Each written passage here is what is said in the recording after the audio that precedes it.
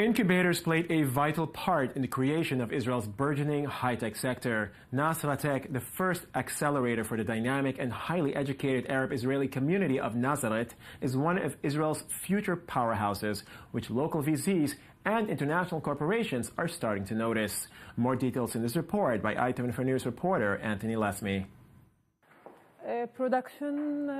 Reem Yunus and her husband are high technology pioneers, co-founding their Alpha Omega company in 1993 after a trip to the United States.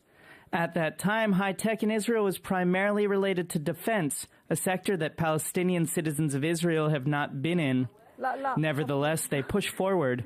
The company is based in Nazareth and specializes in neuroscience research and scientific engineering. We have such systems that can neuroscientists use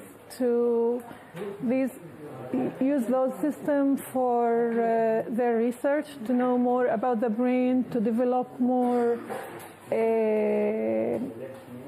treatments or medication for the brain. The company has so far opened 2 laboratories in the United States and in Germany. It's a success that has pushed these 2 to encourage young Arab-Israeli engineers. Alpha Omega has participated in the creation of a startup accelerator in Nazareth called Tech. Typically, we have a huge gap between the high-tech in the center, in Tel Aviv, Herzliya, and the high-tech in the periphery. And speaking about Arab community, the gap is even bigger, but such accelerators and such help funding from the company would sure close this gap. Tech is developed by Tsofen, an NGO that aims to bridge this gap. Today, only 2% of the Arab population of Israel is working in the high-tech sector, though they represent 20% of the citizens of the country.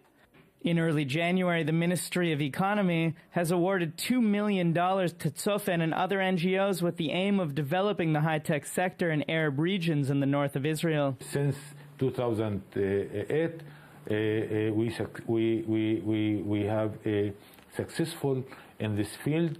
When we started, it was about only 300 Arab employees in the high-tech industry. The NGO has been working with Palestinian citizens of Israel studying science and technology. 80% do not work in the profession they studied, and to avoid being unemployed, they look for work in other sectors. Tsofen wants to change these numbers by giving further training and creating forums for professional networking. Bidat is 24 and just completed his studies in computer engineering. He, like most Palestinian citizens of Israel, struggles to find a place in the startup nation. High-tech in Israel is very difficult. You need to have 2 or 3 years of experience. When they invite us to that date, so they teach us and tell us how to speak, what the thing that we need to say and what the thing that we don't need. We believe that integration will not be only in one side, that Arab goes from the villages to the Jewish areas to work. Also, Jewish can come to Nazareth, can come to the Arabs community, to the Arabs area to work. And this is the integration that we want to do it. Jewish and Arab are working together in Nazareth. Though the political realities in Israel make joint projects tougher to take part in, a revolution may have the opportunity to burgeon in the age of the digital revolution.